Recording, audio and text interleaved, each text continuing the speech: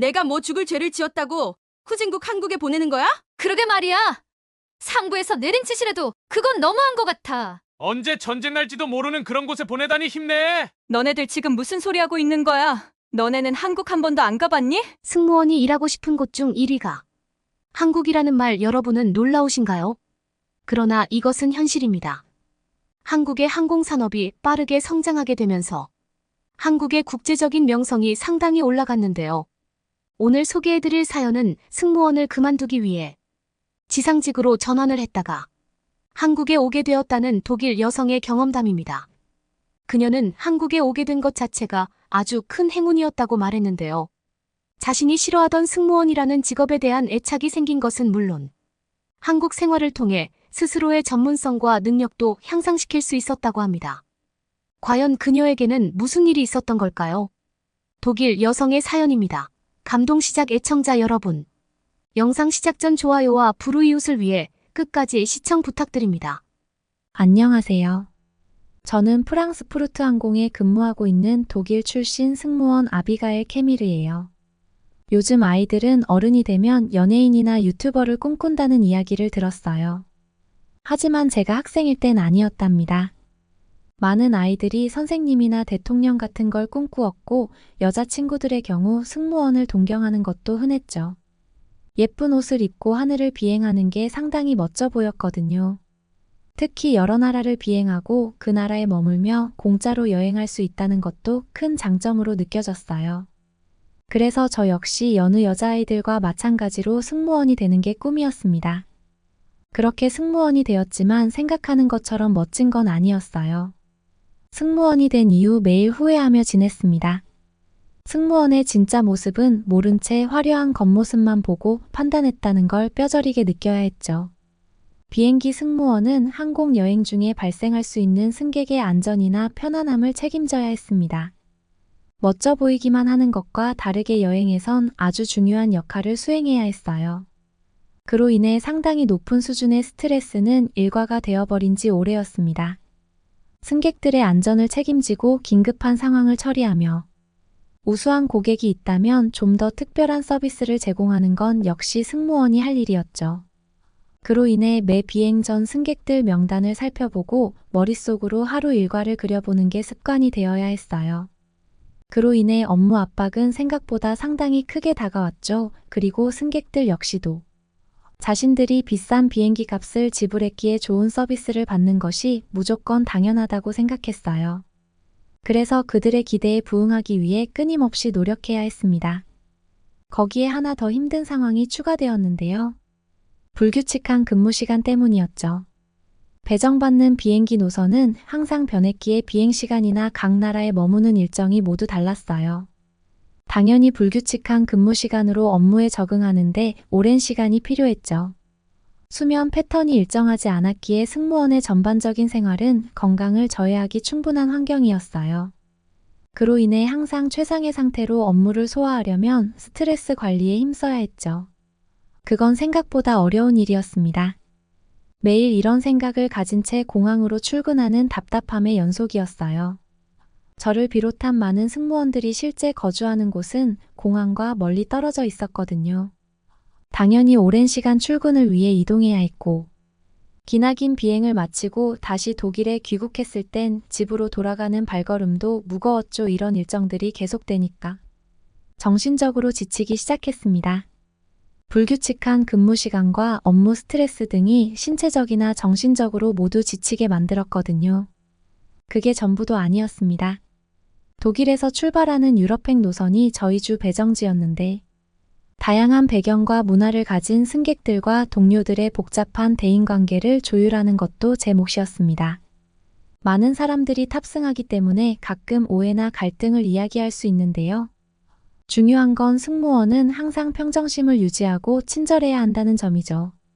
화가 나는 상황에서도 미소를 잃지 말아야 하고 친절하며 전문적인 태도를 유지하는 게 승무원의 업무 중 하나니까요. 철저하게 감정은 배제되고 대인관계 유지를 위한 강력한 커뮤니케이션과 대인관계 관리 기술을 배워야 했습니다. 백조가 호수 위에서 우아하게 있으려면 물밑으로 발장구를 쉬지 않고 쳐야 하잖아요. 승무원도 그랬죠. 겉으론 웃고 있지만 그 미소를 여유 있게 항상 유지하기 위해선 스트레스 조절과 심리적인 기술 등 신경 써야 할 게 한두 가지가 아니었습니다. 그런 생활들을 하다 보니 저는 공항으로 가는 것 자체가 지옥이 되었어요. 오늘은 또 어떤 일들이 벌어질지 가슴이 두근거리기 시작했죠. 많은 업무에 대한 압박과 스트레스, 그리고 대인관계에 대한 회의 등으로 인해 저는 서서히 무너져가고 있었습니다. 만약 그대로 고집을 부리고 어떻게든 버티려 했다면 제 스스로 목숨을 위협할 수 있을 지경이었죠. 저는 결국 용기를 내야 했어요. 하늘을 비행하는 모습이 멋있어 승무원을 택했지만 물러나야 했죠. 인정하기 싫었지만 그게 제 정신건강과 더 나은 삶을 위해 나은 결정이라고 저를 다독일 수밖에 없었습니다. 지금도 너무 생생해요. 승무원 업무에서 물러나고 지상직으로 전환하겠다는 보고를 상사에게 하던 날 하늘이 너무 파랗고 예뻤거든요. 그 하늘 위로 그림처럼 날아가는 비행기를 보는 순간 오늘 말하지 말고 내일 말하는 게 나을지 고민하기도 했죠. 하지만 결국 저는 용기를 내어 말하고 말았습니다. 지상직으로 업무를 하겠다고 말이에요. 많은 승무원들은 하늘을 날기 원했어요. 그런 부분들을 꿈꾸며 저처럼 꿈을 키우기 때문이죠. 지상직으로 배정받는 건 업무 실수를 저질렀을 때 또는 임신이나 건강상 이유로 비행이 어려울 때라고 생각하는 게 보편적이었습니다. 그래서 제가 지상직을 신청했을 때 상사는 걱정했죠. 제 건강이 나빠졌다고 생각한 거예요. 하지만 그런 이유가 아니라는 말에 정말 의아해했고 업무 압박이라고 차마 말하지 못했던 저는 다양한 경험을 해보고 싶다고 말했습니다. 다행히 저의 바람은 이루어졌어요. 하지만 원하지 않는 방향으로 흘러갔죠. 당연히 지상직으로 보직 변경을 신청하면 독일 내 공항 중 하나일 거라 생각했거든요. 그런데 아니었습니다. 제가 배정받은 공항은 한국의 인천국제공항이었어요. 전제 눈과 귀를 의심했죠. 독일이 아니라 다른 나라로 배정받은 경우가 정말 드물어서 저 역시 예상하지 못했거든요. 하지만 이내 그 이유를 알 수 있었습니다. 저는 프랑스푸르트 항공 내에서도 상당히 우수 승무원으로 손꼽혔어요. 그런 제가 지상직을 신청하며 경험을 쌓고 싶다고 말한 게 화근이었죠. 경험을 쌓는다면 지상직으로 근무하더라도 독일이 아닌 다른 나라로 배정하는 게 저에 대한 배려라고 생각한 것 같았어요. 상사가 저에게 와 제가 한국으로 배정받기 위해 힘썼다는 말을 할 때 알 수 있었죠. 저는 희미한 웃음을 보이며 긍정도 부정도 하지 못했어요. 저를 위해 힘써준 고마움을 알았기에 싫다는 소리를 하지 못했고 한국으로 갈 예상을 하지 못했기에 고맙다는 말도 할 수 없었습니다. 그래서 한국에 가기 전에 승무원 생활을 그만두는 게 나을지 모른다는 생각까지 하게 됩니다. 말도 통하지 않는 나라에서 머무는 게 업무 스트레스가 더 많을 것 같았거든요. 오랜 고민 끝에 결국 전 한국행 비행기를 탑승할 수밖에 없었습니다. 정말 힘든 결정이었지만 어쩔 수 없다고 생각했어요. 그리고 슬프게도 승무원을 아예 그만두기엔 저는 승무원을 아직 사랑하고 있었습니다. 그렇게 한국행 비행기에 탑승했어요. 처음 탑승한 한국행 비행기는 승무원의 자격이 아닌 승객의 자격으로 탑승해 가고 있었죠. 같은 프랑스푸르트 항공을 타는 건 싫었어요. 다른 동료들이 보고 수군대는 게 두려웠거든요. 그래서 한국 항공사를 이용해 비행기를 탑승했는데 한국인들이 친절하다는 생각이 들었습니다. 승무원 전원이 영어를 수준급으로 할 수 있었거든요. 사실 독일 내에서도 여러 나라를 비행하고 있지만 다른 나라 언어를 하는 승무원들은 많지 않아요. 부끄럽지만 기본적으로 그들이 영어를 해야 한다고 생각하는 것 같습니다. 그래서 영어로만 대화하려고 생각하기에 꼭 그들의 언어로 이야기할 필요성을 느끼지 못했던 거죠. 하지만 한국의 비행기와 한국인 승무원들은 달랐습니다. 비행기 안에는 독일인인 저를 포함해 한국인과 다른 나라 외국인도 있었는데요. 몇몇은 일본인도 있었는데 일본어를 하는 한국인 승무원도 있었죠. 정말 신기했어요. 자신의 나라 언어로 안내를 받는다는 건 그 어떤 서비스를 받는 것보다 편리하고 기분이 좋죠. 그렇게 좋은 인상을 받으며 한국에 도착해 업무를 시작하게 되었습니다. 한국 인천국제공항에 도착한 건 설레고 긴장스러운 마음을 숨기기 어려웠어요. 터미널을 거닐며 전 세계 공항을 다녔다고 생각했지만 독일에서 제가 주로 방문했던 공항에 비해 훨씬 크고 웅장한 인천국제공항을 보는 순간 저도 모르게 가슴에서 벅찬 감정이 올라왔거든요. 그건 흡사 큰 항공기를 배정받았을 때의 감정과 비슷했어요. 제가 근무했던 주 공항은 상당히 작은 규모였기에 큰 비행기는 잘 없었어요. 어쩌다 경유하는 비행기에 배정되는 경우가 있었지만 정말 드물었죠. 하지만 신기해 보였고 좀 더 잘하고 싶은 마음이 생겼었는데요. 인천국제공항에 첫 발을 내딛는 순간 그런 벅찬 기분이 들기 시작했습니다. 이렇게 넓은 공항이 내 근무처가 된다는 사실이 신기했죠. 오히려 독일에서 제가 주로 출퇴근했던 공항이었다면 승무원 생활을 오래 하기 어려웠을 거라는 생각이 지금은 들 정도입니다.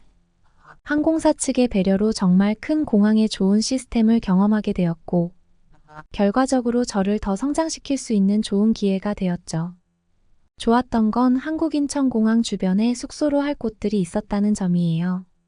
독일은 공항 주변에서 가까운 숙소를 구하려면 1시간 이상 차를 타고 이동해야 하는데요. 한국은 그렇지 않았죠. 이동 시간이 적고 지하철을 이용해 충분히 갈 수 있어서 한국에서 지내는 게 편리했어요. 생활하는데 큰 불편함이 없었고 인천국제공항에서 지하철을 타면 1시간 안에 서울까지 이동이 가능했습니다. 휴일이면 도심을 구경하는 재미도 쏠쏠했죠. 크게 알아보는 게 아니더라도 지하철의 안내가 잘 되어 있었고 서울에 도착하면 곳곳에 구경할 거리가 즐비했어요.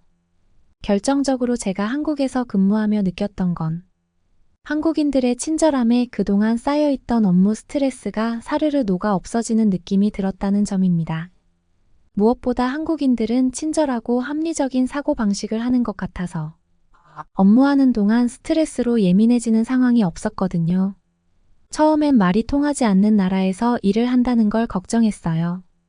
독일 항공사지만 한국에서도 이용하려는 외국인들이 있을 테고 그들에게 안내를 하는 건 언어가 통하지 않아 힘들 거라고 여겼거든요. 하지만 어디까지나 제 걱정이었죠. 한국인들은 기본적으로 영어를 어느 정도 하기도 했지만 언어에 대해 두려움이 없었어요. 번역기를 켜고 통역을 해서라도 자신들이 궁금한 걸 물어봤는데 설명을 해주면 이해하고 고맙다는 인사를 했죠. 물론 프랑스푸르트 항공 내 한국인천공항 지상직에는 한국인 승무원도 있었어요. 그래서 사실 제가 한국인을 대상으로 민원을 처리하는 일은 많지 않았습니다.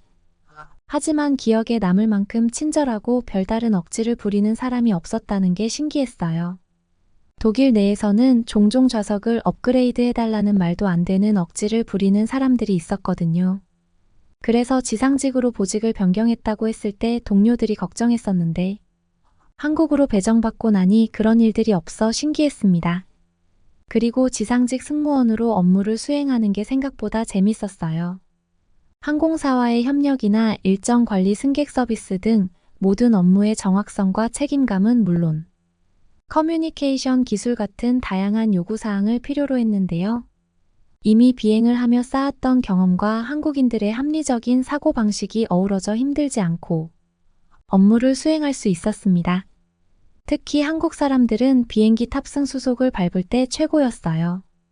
독일 내에서는 비행기 출국 시간이 다가와도 줄을 제대로 서지 않거나 비행기가 막 뜨기 전 탑승하려는 승객들이 있어 비행기가 늦춰지는 경우가 허다해요. 기본적인 사항을 지키지 않아 출발 전부터 진을 빼는 거죠. 그로 인해 이미 탑승한 승객들에게 사정을 설명하는 것도 승무원의 몫이었어요. 출발할 때부터 기분이 좋지 않았던 승객들은 비행 내내 크고 작은 컴플레인을 걸며 예민하게 행동했습니다. 하지만 한국인들은 전혀 달랐어요. 한국 인천공항에서 지상직위를 하면서 느꼈던 건 문제를 일으키는 건 늘 외국인이라는 점이었죠. 한국인들은 어린아이들도 출국 수속을 차례차례 질서 있게 지켰어요.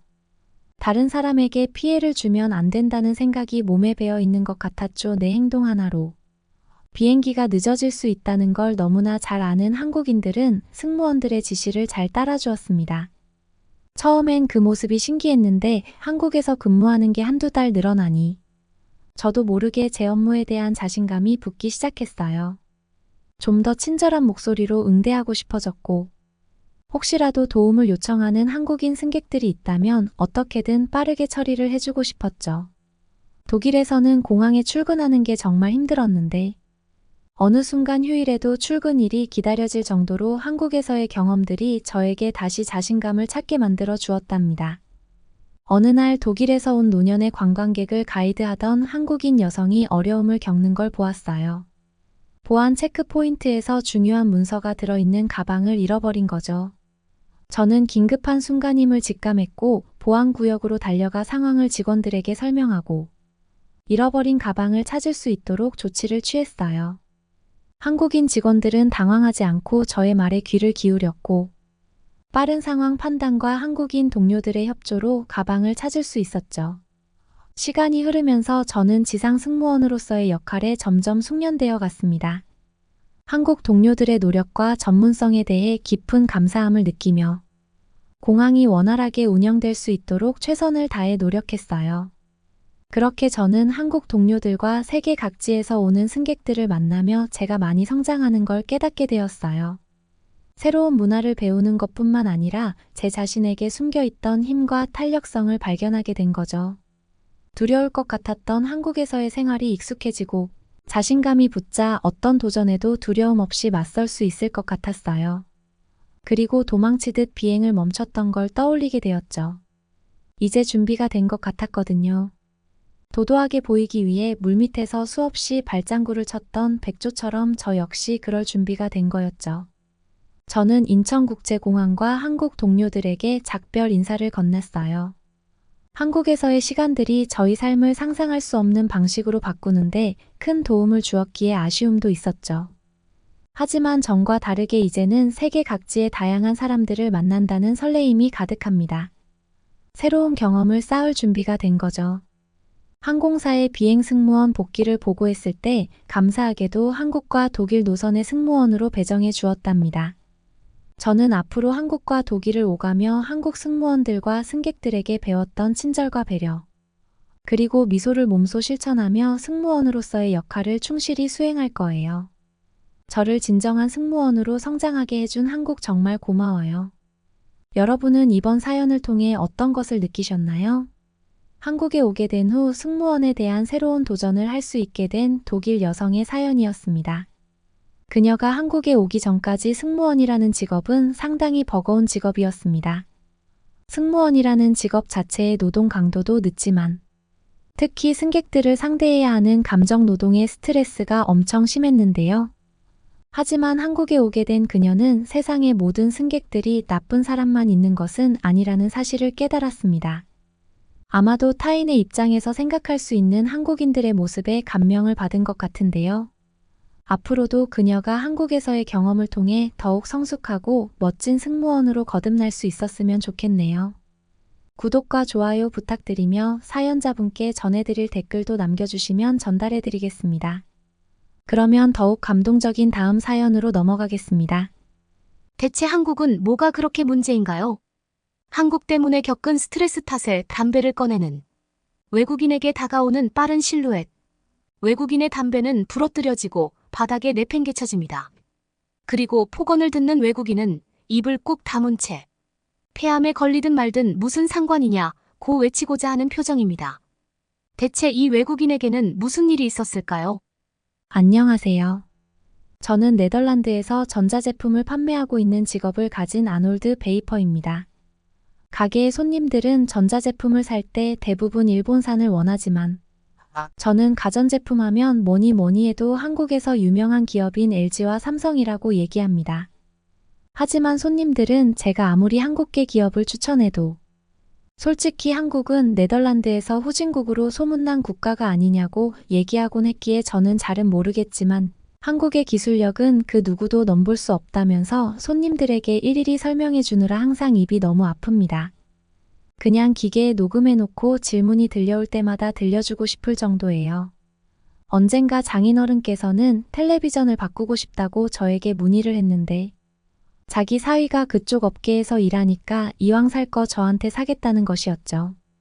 그러면서 장인어른은 일본 쪽 어디 기업이 괜찮냐고 추천해달라고 했기에 저는 또다시 네덜란드 사람들이 왜 자꾸 일본 계열의 전자제품만 선호하고 있는지 당최 이해할 수 없었고, 저는 전문가로서 한국에 있는 기업에서 나온 텔레비전의 화질과 크기가 일본보다 더 특출나고 진보적이라고 입 아프게 또 알려주어야 했습니다.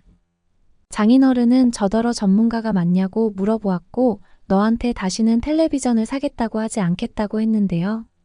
저는 어쩔 수 없이 이번에 LG전자에서 나온 신제품인 텔레비전을 직접 사들고 장인어른께 드렸습니다. 장인어른은 소리를 버럭 지르시면서 도대체 후진국의 텔레비전을 왜 우리 집에 들여놓았냐면서 저를 거의 내치다시피 했는데요. 저는 뭔가 단단히 착각하고 있다고 얘기하며 텔레비전을 작동시켜드렸고, 장인어른은 기겁하시면서 정말 한국의 TV냐고, 대체 이런 기술력을 일본 말고 다른 국가가 언제부터 가지고 있었는지, 왜 지금까지 나한테 비밀로 했냐고 오히려 다그치더군요. 장인어른의 반응이 그랬던 것은 솔직히 이상한 게 아니었습니다. 생각해보면 저 역시 이쪽 업계에 종사하지 않은 몇 년 전까지만 해도 네덜란드에 널리 퍼져 있는 한국에 대한 후진국의 생각 때문에 무엇을 사기 전에 국가를 따질 때면 일본을 떠올리곤 했으니까. 그러나 전자제품 쪽에 발을 들이면서 저는 네덜란드의 판매 업종 계열이라면 누구나 한 번쯤 한국에 여행 갔다 와야 한다는 말을 들을 수 있었습니다. 하지만 한국은 너무 먼 국가였고, 가전제품 하면 일본이었기 때문에 저는 결단코 한국으로 이동하지 않겠다고 했습니다. 그러나 동료들은 이미 한국 어디에 방문할 것인지에 대한 계획까지 전부 다 세워놓았기에 저로서는 어쩔 수 없이 한국으로 향하는 비행기에 몸을 실어야 했죠. 당시에 장인어른께서 저한테 한마디 하시기도 했습니다. 만약에 한국으로 갈 거라면 마음의 준비를 단단히 해두라고 장인어른은 말했습니다. 왜냐하면 한국은 휴전 국가이기 때문에 비행기를 타다가 언제든지 바닥에 고꾸라지며 생을 마감할 수 있었던 것이었습니다. 저는 아무리 한국이 가난한 후진국이라 해도 비록 그렇게 네덜란드에서 소문이 났긴 했지만 비행기가 함부로 떨어질 정도로 빈약한 기술력을 가지고 있진 않은 것 같다고 했습니다. 그렇게 저는 굉장히 불신한 마음과 함께 한국행 비행기에 올라탔는데요. 다행히도 멀쩡한 모습과 함께 저는 도착했고, 인천공항에서 눈을 비비적거리면서 이곳이 진정 한국의 공항인지 네덜란드 사람들에게 물어보았습니다. 동료들은 당연한 걸 왜 물어보냐면서 굉장히 신이 나 보이는 얼굴로 저를 거들떠도 보지 않고 주위를 둘러보았습니다. 저는 인천공항 한가운데에 자리 잡고 있는 초대형 텔레비전을 보면서 어떻게 저런 크기와 화소의 텔레비전을 제작할 수 있는 기술력을 이곳 한국이 갖고 있는지 당최 이해가 되지 않았고, 더 나아가 공항 한가운데에 떡하니 위치하고 있어 수많은 강도들과 노숙자에게 노출되어 있는 경관을 보고 어째서 아무도 저지하지 않고 훔쳐가지 않고 있는지 알 수 없었습니다. 한국인들은 정말로 그 어떤 거리낌도 없이 대형 텔레비전을 감상하거나 주변을 거닐고 있었고, 아무도 그러한 크기의 텔레비전을 보고 신기해하지도 않았던지라 저는 그들의 묻어남이 매우 신기했고 받아들이기 어려웠습니다. 저는 동료들에게 도대체 이것이 어떻게 가난한 국가의 경관이냐고 물어보았고, 동료들은 한국은 절대로 가난한 국가가 아니라고 계속 우리는 말했으며, 그것은 전자제품 쪽에 종사하고 있는 네덜란드인이라면 너나 할 것 없이 알고 있는 사실이라 그렇기 때문에 한국으로 한 번쯤 출장을 와봐야 한다는 것을 이전부터 강조했다고 말했습니다. 저는 여유롭고 안락한 한국인의 표정을 보면서 새벽이면 식당 유리를 깨부수고 식재료와 기계를 훔쳐가는 네덜란드의 참혹한 모습을 떠올렸고, 한국인들이 정말 저 텔레비전에 관심이 있는지 없는지 체크해보기로 했습니다. 왜냐하면 저 정도로 값비싼 물건이 전혀 도둑맞지 않고 있다는 것은 전자제품 업계 종사자로서 도무지 이해할 수 없었던 것이었습니다. 그때 모자를 뒤집어 쓴 수상한 인물이 텔레비전으로 접근하고 있었고, 갑자기 텔레비전의 전원을 끄는 것이었습니다.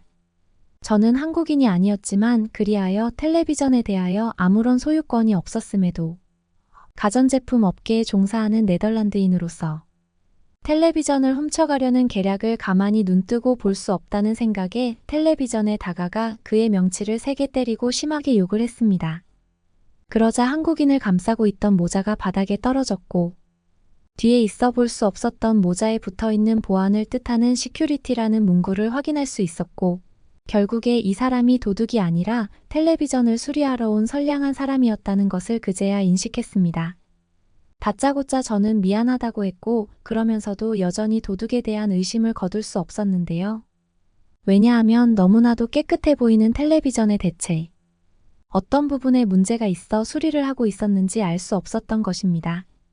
그래서 저는 하려던 행동을 마저 하라고 한국인에게 얘기했고, 한국인은 얼떨떨한 모습과 함께 머리를 긁적였습니다. 저는 대체 무엇을 하나 지켜보았는데 한국인은 가방 속에 있는 무언가를 찾기 위해 손을 뒤적거리고 있었습니다. 그 사람은 결국에 알코올과 수건을 꺼내어 텔레비전 주위를 닦았고, 겉에 있는 액정은 신문지와 함께 청소를 했습니다. 저는 가전제품 종사자로서 매우 배려심 깊고 성실한 청소부의 면모를 알아볼 수 있었는데요. 왜냐하면 별 생각 없이 물걸레로 텔레비전의 액정을 청소하면 자국이 무조건 남게 되는 법이라 화질이 별로 안 좋을 수밖에 없는데, 이런 식으로 알코올과 신문지를 활용한다면 화질도 챙기고 청소도 할 수 있기 때문이었습니다. 텔레비전을 아끼고 있는 한국의 모습에 저는 아주 사소한 것에까지 신경을 쓰고 있는 한국의 배려심을 느끼고 그것이 굉장히 부담스럽고 경이로웠습니다. 마침내 동료들에 의해 팔에 붙잡혀 텔레비전으로부터 저는 떨어질 수밖에 없었는데요. 왜냐하면 동료들은 제가 하도 텔레비전을 보고 있자 쪽팔리게 뭐하는 짓거리냐고 저희 구렛나루를 잡아당겼던 것입니다. 그러면서 저더러 가난한 네덜란드에서 온 것을 티 내지 말라고 했는데 저는 어째서 네덜란드가 가난하냐? 고했고, 가난한 것은 오히려 전쟁하느라 돈을 모두 소진하는 한국 아니냐고 했는데요. 동료들은 주위를 보면서 이곳이 한국인데 그런 말을 잘도 밖으로 내뱉을 수 있다는 것도 보기 드문 능력이라고 얘기하며 이게 정말로 가난한 국가의 공황이냐고 했습니다. 저는 갑작스레 현실을 인지할 수 있었고 말도 안 되는 말을 내뱉었다는 사실을 자각하며 제 뒤통수를 세게 후려쳤습니다. 그리고 주변을 지나다니는 한국인에게 연신 사과하고 싶었지만 한국인은 제 말을 애초부터 알아듣지 못했던 것 같았고, 저는 너무나 스트레스를 받아 담배나 피우기 위해 주머니에서 담배 한 개비를 꺼내서 입에 물었는데요. 동료들은 갑자기 제 담배를 부러뜨렸고 바닥에 던지면서 신발로 뭉개뜨렸습니다. 저는 도대체 이게 무슨 짓이냐고 물었고 폐암에 걸리든 말든 대체 무슨 상관이냐고 반문했는데 동료들은 공항에서 담배를 피울 수 없다고 했고, 사실 우리들은 네가 폐암에 걸리든 말든 상관하지 않는다고 했어요. 저는 그럼 도대체 어디서 담배를 피워야 하냐고 동료의 넉살을 쥐고 침을 뱉듯이 얘기했고, 동료들은 우리를 따라오라고 하면서 공항 밖 어딘가로 저를 안내했습니다. 그렇게 마주한 것은 굉장히 청결하고 깔끔하게 되어 있는 담배를 피울 수 있는 좁은 공간이었어요. 이렇게 구체적인 곳 역시 매일마다 청소부에 의해 청소되고 있는지 굉장히 깨끗한 상태를 자랑하고 있었고, 한국인은 모두 오순도순 모여 담배를 피우는 중이었습니다. 저는 아무 데서나 흡연할 수 있는 네덜란드의 공항을 떠올리며 어째서 휴전 국가보다도 불편하고 더러운 인프라를 네덜란드가 자랑하고 있는지 정말 이해할 수 없었습니다. 그리고 주변에 있는 한국인의 이러한 인프라가 너무나 당연하다는 듯한 표정을 보면서 절로 한숨이 나오고 있던 찰나, 동료들은 담배를 부러뜨려 미안하다며 저에게 새 담배를 손수주었고 불을 붙여주었습니다. 저는 자꾸만 가난한 네덜란드의 모습이 떠올라 담배를 마구 빨아대면서 길거리를 보는데 또다시 까무러칠 정도로 놀라며 입이 쩍 벌어져 담배를 떨어뜨려 버렸습니다. 왜냐하면 대단하게 오염되어 있는 네덜란드의 길거리와 달리 한국의 길거리는 담배꽁초나 쓰레기가 어디에서도 보이지 않을 정도로 아름다웠던 것이었습니다. 마치 백화점에 있는 반짝반짝한 대리석 같았어요. 이것은 청소부의 대단한 노력 때문이 아니라는 것을 바로 알 수 있었고, 다름 아닌 한국인이 가지고 있는 뛰어난 시민의식 덕이 분명했습니다. 최근 일본에서 느꼈던 시민의식보다도 더욱 특출난 무언가를 가진 한국을 보며 저는 감탄을 금치 못하면서 아래에 떨어져 있는 아직도 타오르고 있는 담배꽁초를 쳐다보며 저는 그대로 입에 물었고, 동료들은 더럽게 뭐하는 짓이냐며 제 머리를 한 대 쳤기에 저는 또다시 담배꽁초를 바닥에 떨어뜨려야 했습니다. 그제야 동료들은 우리가 왜 자꾸 한국으로 매년 찾아오는지 이해할 수 있냐고 물어보았는데 저는 고개를 끄덕이며 역시 이런 한국이라서인지 가전제품 쪽도 유명하다고 너희들이 말했던 것이 분명하다고 하면서 담배를 주워들었는데 동료들은 자꾸만 더러운 짓 좀 깨끗한 한국에서 하지 말라면서 제 손등을 또 쳤기에 저는 담배꽁초를 바닥에 또 떨어뜨려야 했습니다. 그렇게 흡연장을 빠져나왔고 저는 어딜 가나 값비싼 전자제품을 제발 좀 훔쳐가 달라고 주장하는 한국의 모습을 보며 이곳에 와서 살고 싶다고 생각했고 전업으로 도둑질을 하더라도 한국이라면 먹고 살만할 것 같다는 깨끗하지 못한 생각을 할 수 있었답니다. 동료들은 진정 한국으로 오고 싶다면 전자제품 판매업계에서 1위를 한 다음에 돈을 많이 모아두는 방법이 가장 빠르다고 알려주었습니다. 그래서 저는 그때부터 한국에 있는 모든 전자제품에 대해서 정통하기 위한 공부를 시작했고 어떤 부분을 광고에 써먹어야 하는지 날마다 메모하게 되었는데요. 왜냐하면 한국의 전자제품에 대해서 많이 알아두어 요긴하게 팔아먹어야 손님들의 만족도도 올라가고 저 역시 부당 이익을 챙길 수 있어서였습니다. 그렇게 저는 네덜란드에 돌아왔고 네덜란드에 있는 후지고 저렴한 텔레비전을 볼 때마다 저는 한국에 있던 값비싼 텔레비전을 떠올렸고 손님들이 텔레비전을 추천해달라고 할 때마다 저는 자꾸만 들려오는 일본산 텔레비전 대신에 한국에 있는 삼성과 LG를 추천하게 되었습니다. 하지만 대부분의 네덜란드인들은 제 말이 허황된 얘기라고 생각하는 것 같았고 그래서인지 판매 매출이 갑자기 줄어든 감도 없지 않았습니다. 그러나 네덜란드인들의 한국을 비웃는 표정에 점점 면역되면서 어떻게 대처해야 하는지 간파하다 보니 나날이 매출이 늘어갔고 매출이 늘면 늘수록 저는 하루빨리 네덜란드를 떠나고 싶었습니다.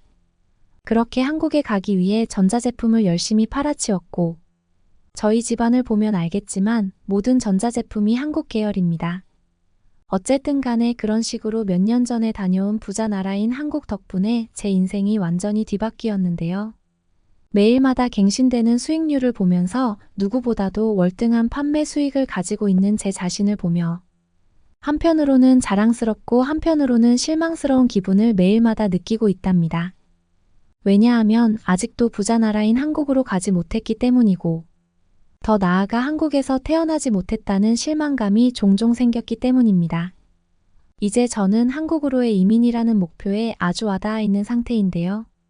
사실 저 혼자 가는 것이 목표였다면 한참 전에 갈 수 있었을 테지만 저는 장인어른과 아내 그리고 가족 모두를 한국에 보내고 싶기 때문에 돈을 굉장히 모아야 했던 것입니다.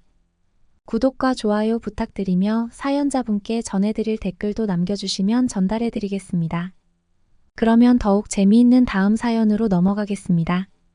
사람들이 모여서 웅성대고 있는 파리의 한 건물. 프랑스인으로 보이는 젊은 여성이 충격받은 얼굴로 그대로 주저앉습니다. 주위 사람들이 걱정스레 다가오기 시작하자 갑자기 자세를 고쳐 앉습니다. 그러더니 이내 무릎을 꿇고 사과하기 시작하는데요. 그녀의 떨리는 목소리와 눈빛을 보니 곧 무슨 일이라도 벌어질 것만 같습니다. 과연 무슨 일이 있었던 걸까요? 안녕하세요. 저는 프랑스인 여성으로 20살인 마르게트입니다. 저는 최근에는 일본에서 공부를 하고 있다가 파리올림픽을 응원하러 다시 부모님과 살던 파리의 집으로 돌아왔어요. 그리고 이번 올림픽을 두 눈으로 목격하며 엄청난 생각의 변화를 겪게 되었습니다. 그 이야기를 다른 분들에게도 전하고 싶어서 이렇게 글을 써보았어요. 저는 정치학과 언론학을 함께 전공하고 있기도 한데다가 제 꿈 또한 훌륭한 언론인이 되는 거예요. 그러니 글 쓰는 것은 저의 생활이기도 하지요. 사실 저는 프랑스에서는 부족함 없이 자란 편입니다. 제 입으로 이런 이야기를 할 줄은 몰랐지만 이제는 인정해야겠네요. 저는 부유한 부모님 밑에서 꽤 여유롭게 자랐어요. 이런 저의 배경은 늘 친구들에게 부러움을 샀기에 저는 최대한 숨기고 싶었습니다. 그렇게 지내왔기에 이렇게 말하는 것이 쑥스럽긴 하네요. 사실 저희 부모님은 두 분 다 의사이십니다. 저희 집안은 대대로 외곽이긴 하지만 물려받은 성과 저택도 갖고 있지요. 그러나 부모님은 제가 부유층만 다니는 학교에서 좁은 시선으로 살아가기를 원하지 않으셨어요. 그래서 저는 고등학교 때까지 평범한 공립학교를 다녔죠. 부모님의 그런 교육은 성공적이었어요. 저는 세상을 보는 열린 눈을 가지게 되었지요. 다양한 환경에서 다양한 경제 사정으로 힘들어하고 어려워하는 사람들도 많이 보았어요. 저는 저의 평범한 친구들과 함께 어울리며 일반적으로 소비하고 절약하는 법도 배워나갔죠. 가끔 제가 저도 모르게 여유로운 사정을 티내게 될 때는 친구들의 놀라는 눈을 보곤 했어요. 그렇게 제가 가진 것이 얼마나 평범하지 않은 것인지도 알게 되었죠. 사촌들이나 아주 가끔 만나는 부유층 이웃들은 저와 전혀 다른 생각을 가지고 살더군요. 그들이 가진 것을 나누어지지 않고 불려나가려는 생각, 가진 것을 뽐내고 싶은 생각, 일반인들을 비웃는 마음가짐 등이죠. 저는 그래서 부모님의 교육 방식이 정말로 옳았다고 생각해요. 그렇게 저는 대학교에 진학할 때 더 넓은 세상을 배우고 싶은 마음이 생겼고 정치외교학과로 진학했어요. 그리고 정치를 배우고 나니 언론에도 관심을 가지게 되더군요. 정치인들의 행보와 세계 정세를 기록하고 알리는 것은 언론인들의 역할이었으니까요. 그래서 저는 둘 다 공부하고 싶어졌어요. 부모님은 저의 이런 이야기를 듣더니 정말로 기특해 하셨지요. 저는 곧 제가 잘 모르는 곳인 아시아에 대해서도 알고 싶어졌어요. 그리고 발 빠른 실행력으로 일본으로 교환학생 프로그램을 신청하여 가게 되었지요. 일본을 선택했던 것에는 여러 이유가 있었는데요. 처음에는 아시아에서 가장 선진국인 나라를 가고 싶었습니다. 그리고 안전하게 지낼 수 있는 나라를 원했죠. 가장 결정적인 이유는 물론 제가 아시아로 가겠다는 마음을 먹었을 때 유일하게 교환학생 공고가 붙은 나라가 일본이었기 때문이고요. 부모님은 역시나 저의 이런 행보를 정말로 응원해 주었습니다.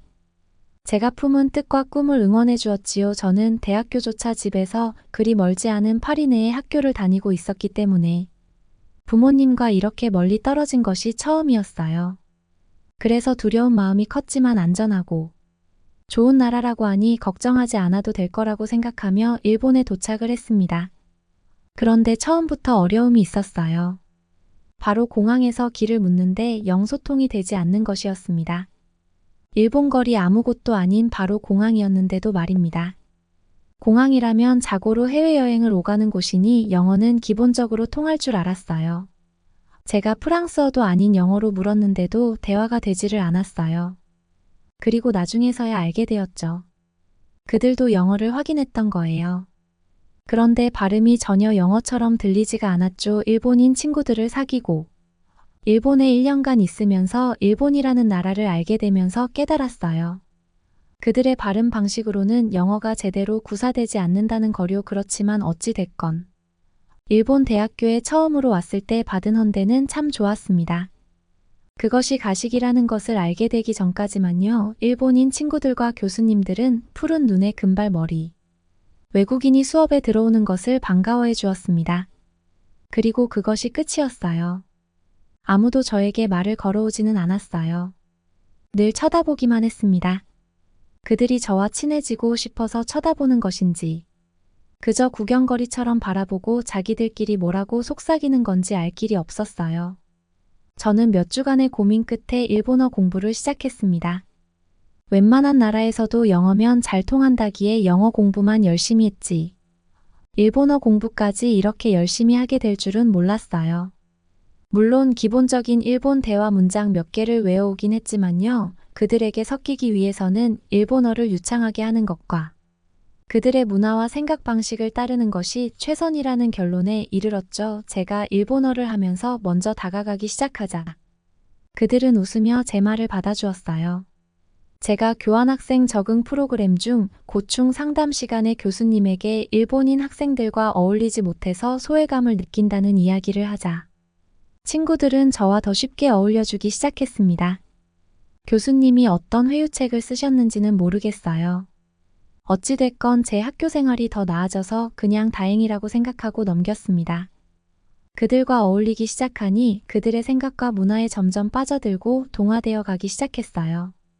그리고 제가 언론인이 꿈이다 보니 일본어를 잘하게 되고부터는 매일 일본의 뉴스와 기사를 열심히 보곤 했지요.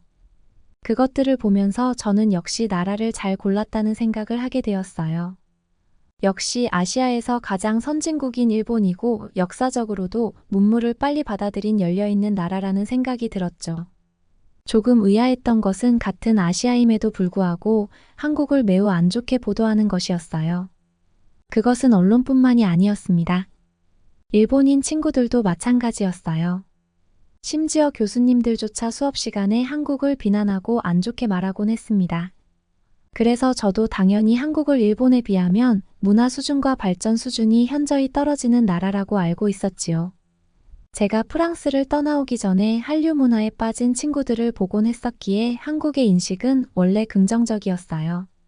일본에도 종종 한국 문화를 동경하는 학생들도 있긴 했지요. 그런데 곧 그런 목소리는 비난받곤 했어요. 어떻게 일본을 따라한 문화를 동경하냐고요? 한국의 문화는 돈벌이를 위한 저질적인 문화라고도 했지요. 그렇게 이야기하는 친구들과 친하게 지내고 그렇게 수업하는 것을 듣고 기사와 뉴스에서도 그렇게 말하는 곳에서 살아보세요. 제가 잘못 생각했던 과거에 대해 구차하게 변명하는 것 같아서 부끄럽긴 하지만 그렇게 생각하게 된다니까요. 저는 그렇게 일본이라는 나라에 발을 들이게 되었어요. 어찌됐건 제가 일본에 있은 지 1년이 흐르고 저는 다시 파리에 들르게 되었어요. 바로 파리 올림픽 때문이죠. 저는 일본인 친구들에게 제가 살던 도시인 파리에서 올림픽이 열린다는 사실에 뿌듯하게 말했지요. 그런데 저는 듣고야 말았어요. 친구들이 제가 자리를 비운 사이 파리에서 올림픽을 해봤자 얼마나 잘하겠냐는 둥. 지난 도쿄올림픽을 못 봤냐는 둥. 우린 이미 개최했는데 파리에서 개최한다고 그게 자랑스러울 일이냐는 둥. 파리는 더럽고 위험한 도시라서 쉽습니다. 틀다는 둥 욕을 하고 있더라고요. 저는 간신히 표정 관리를 하고 가방만 챙겨 자리를 떴습니다. 그 뒤로도 표정 관리를 하며 잘 어울려 보려 노력하느라 혼이 났지요. 그런데 며칠 뒤 친구들이 저에게 처음 보는 아주 환한 미소로 다가오더군요. 무슨 일인가 했더니 파리 올림픽을 보러 가고 싶은 친구들 몇이 모였는데 네가 집에 갈 때 함께 구경 갈 수는 없겠냐고 묻더라고요. 제가 파리에 살다 왔으니 함께 가면 안내도 받을 수 있고 영어를 못해도 걱정이 없을 것 같다면서요. 저는 뒤에서 파리를 그렇게 욕하던 친구들이 표정을 싹 바꿔 함께 가도 되냐고 안내까지 해달라고 하는 모습에 화가 치미는 것을 꼭 참았습니다. 그리고 속으로 그래 파리가 얼마나 멋진 도시인지 한번 느껴보라는 생각으로 승낙해 주었지요. 그리고 숙소도 바로잡을 필요 없다고 해주었습니다. 파리에 있는 저희 집에는 어차피 방이 많이 남기 때문이었지요. 그들은 제가 파리에서 꽤 부유한 집안의 딸이구나를 추측했는지 갑자기 저를 대하는 태도가 아주 달라졌어요. 아니면 고마워서 그랬을 수도 있겠지만 제가 느끼기에는 가식적으로 느껴졌지요. 일본인들은 자신보다 우위에 있는 것 같은 사람에게는 아주 공손하게 대하고 서열이 낮아 보이는 느낌이 들면 무시하는 느낌이 있거든요. 참 별로라고 생각했는데 저에게 대하는 태도가 바뀌는 걸 보니 부하가 치밀어 오르더군요. 어찌됐건 저는 응원단을 늘리면 좋겠다는 생각도 있었어요. 제 사촌이 대표로 출전하는 경기도 있었거든요. 아시안이 파리 국기를 들고 저와 함께 응원해주는 모습이 보도되면 꽤 멋진 그림이 그려지지 않겠어요. 뒷말하는 것에 많이 실망을 하긴 했지만 저는 그들과 어울리면서 도움받은 일도 있었기에 그냥 좋은 마음으로 함께하기로 했어요. 그리고 정말로 저는 올림픽 개막식 일정에 맞추어 파리로 돌아왔지요. 파리 공항에 각국에서 온 사람들과 취재진을 보니 저는 정말 뿌듯하더군요. 그러나 일본인 친구들은 계속해서 부정적인 말만 해댔어요. 파리 공항이라고 해서 기대했는데 생각보다는 불편하다느니 화장실은 왜 이렇게 생겼냐느니 말이죠. 물론 그들이 일본어로 말하고 있었기에 프랑스인들은 그 말을 알아듣지 못했어요. 그래서 그런지 더 편하게 욕하더라고요. 제가 한 번은 듣다가 말했어요. 저기 있고 있나 본데 여기 프랑스인 한 명 있습니다 하고요. 그랬더니 일본인 친구가 말했어요. 아 미안 네가 너무도 일본에 동화되어 일본인이라고 착각했나 봐. 그런데 너도 일본에 있어봐서 알잖아. 일본보다 나을 만한 게 하나도 없지 않아. 제가 그들의 문화를 너무 존중해주고 맞장구 쳐줘서 일본 문화를 굉장히 동경하는 줄 알고 있나 봐요. 아무튼 어렵게 부모님이 구해주신 개막식 표로 개막식을 보러 갔습니다. 저는 에펠탑을 배경으로 벌어지는 개막 공연들이 너무도 뿌듯하여 자랑스럽게 보여주었는데 이때도 불만은 여전했지요. 도쿄올림픽 때보다 질이 너무 떨어진다. 프랑스가 예술적으로 훌륭할 줄 알았는데 우습기만 하다 등으로요. 조금 소름 끼치는 것은 그들은 늘 웃으면서 이런 대화를 해서 프랑스인들은 그들이 좋은 얘기를 하고 있는 줄 알더라고요. 저는 부모님께 친구들 표까지 여러 장을 구해달라고 한 것에 후회가 되기 시작했습니다. 이렇게 구하기 어려운 표를 구해주고 안내까지 해주었으면 개막식을 보고 감동하는 모습을 보기를 기대했던 제 예상을 무너뜨리는 것까진 그렇다고 쳐도 부정적인 소리를 계속하는 건 별로이지 않나요? 그리고 입장식을 할 때 한국을 프랑스가 북한으로 잘못 호명하기도 했어요. 그때 저는 프랑스인으로서 정말 부끄러웠습니다. 한국이라는 나라에 대해 조금이라도 안다면 북한이라고 호명한 것은 정말 큰 실수이거든요. 그런데 일본인 친구들은 그것을 듣고는 깔깔거리고 비웃기 시작하더라고요. 프랑스의 실수에 대해 비난하는 게 아니라 한국이 잘못 불린 것에 대해 고소하다는 식으로요. 저 또한 기본적으로 한국의 비호감을 가지고 있긴 했어요. 일본에서 접한 기사들과 친구들의 이야기는 한국을 부정적으로만 묘사했기 때문이죠. 특히 일본인 친구들과 함께 있을 때는 한국에 대한 이야기는 나올 때마다 웃음거리가 되곤 했어요. 그런 제가 들을 때도 그건 정말 잘못된 것이었어요. 앞으로 프랑스의 언론인이 될 꿈을 가지고 있는데 이런 실수를 해버리면 언론인으로서는 어떤 기사를 써야 하는 걸까요? 다음 날에도 그 실수는 프랑스 언론에 별로 보도되지 않는 것을 보면서 좌절하기도 했지요. 개막식이 끝나고 늦은 저녁 부모님 집에 친구들을 데리고 갔어요. 친구들은 예상보다 더 좋은 집이라며 너무도 기뻐하더라고요. 파리에 온 것보다 우리 집에 놀러 온 게 더 좋아 보였어요. 부모님은 친구들을 반기며 편히 쉴 수 있도록 도움도 많이 주셨어요. 두 분 다 일을 하시기 때문에 아침 일찍 나가셔서 친구들은 즐거운 시간을 보낼 수 있었지요. 그리고 친구들은 파리에 온 김에 많이 돌아다녀야 한다면서 파리 곳곳을 안내해 주기를 원했고, 저는 프랑스 선수들의 경기를 직접 가서 보지 못하고 친구들과 시간을 보내주어야 했어요. 친구들은 저더러 메달전 때만 보면 된다고 계속 설득했죠. 저는 취재진들의 취재 모습과 본국에서 열리는 올림픽의 속속 드릴을 다 보고 싶었는데 말이에요. 한날은 사촌에 예선전이 있어서 친구들끼리 다니도록 했더니 갔다 와서는 온통 불만을 쏟아내더라고요. 말이 안 통해서 일본 사람을 발견해서 따라다녔다느니 대중교통이 왜 이렇게 최악이느냐는 둥하고요. 저는 이제 정말 인내심의 한계가 오려 했습니다. 그 즈음이었어요. 경기를 보는데 한국인들이 눈에 들어오더군요. 일본 친구들이 일본인의 준결승전이 열린다며 보러 가자고 해서 보러 갔다가 발견한 모습이었어요. 한국인 선수들은 모두 예의가 바르고 한국인 코치진들은 빠릿빠릿하게 선수를 보조했어요. 그 모습이 인상 깊어서 그 뒤로는 한국인들을 예의주시하게 되었죠. 일본에서들은 한국의 이미지와는 너무 달라서 흥미로웠어요. 한 어린 한국인 탁구 선수는 긴장되는 순간에도 내내 미소를 짓고 있었고, 어느 펜싱 선수는 내내 심판 앞에서 공손한 태도를 보였습니다. 저는 그런 것들을 기사로 내보내고 싶다는 생각이 들었어요. 저는 아직 언론인이 아니었기에 제 SNS에 인상 깊은 것들은 짤막히 기록하곤 했지요. 저의 그런 의견들은 일본인 친구들에게 하나도 동의를 받지 못했어요. 그들은 마치 한국인을 까내리고 일본인이 더 우월해 보이려고 애쓰고 동동거리는 것만 같았죠. 하야타 선수가 메달을 따고 한국인 선수가 메달 획득에 실패한 순간에도 말이에요. 하야타 선수는 승리를 거머쥐고도 자리에 주저앉아 울었습니다. 반면 패배한 어린 한국인 소녀는 하야타 선수에게 다가가 안아주고 축하해 주었어요. 저는 그 모습에 감동을 받았습니다. 그런데 감동받은 저에게 친구들은 한국인들의 오만하고 가식적인 모습에 속지 말라고 얘기하더라고요. 실력이 없어서 패배한 주제에 괜찮은 척 한다고 말이지요. 그때부터 혹시 내가 한국을 오해하고 있었던 건가 하는 생각이 강하게 들었습니다. 그렇게 생각하고 바로 보기 시작하자 한국 선수들은 언제나 최선을 다하고 결과에 관계없이 상대방을 존중하는 모습을 보여주는 것이 선명하게 보이더라고요. 심판의 판정이 이해가 안 갈 때조차 순순히 수긍하고 다시 경기에 집중하는 모습도 대단했습니다. 그리고 그 뒤로는 일본인 친구들이 한국 선수들을 비웃을 때 정말로 불쾌함을 느끼기 시작했어요. 정말로 놀라운 경기가 바로 양궁 경기였는데요. 양궁 분야에서는 한국인들이 거의 다 재패를 하더군요. 제가 정말 간절히 응원해서 드디어 프랑스 선수가 동메달을 획득했습니다. 사실 응원을 하면서도 양궁의 메달들은 한국 거라는 생각이 강하게 들었습니다. SNS에는 이런 말들이 돌더라고요. 올림픽은 4년에 한 번씩 세계에서 가장 활을 잘 쏘는 선수들이 모여서 한국에게 메달을 몰아주는 행사라고요.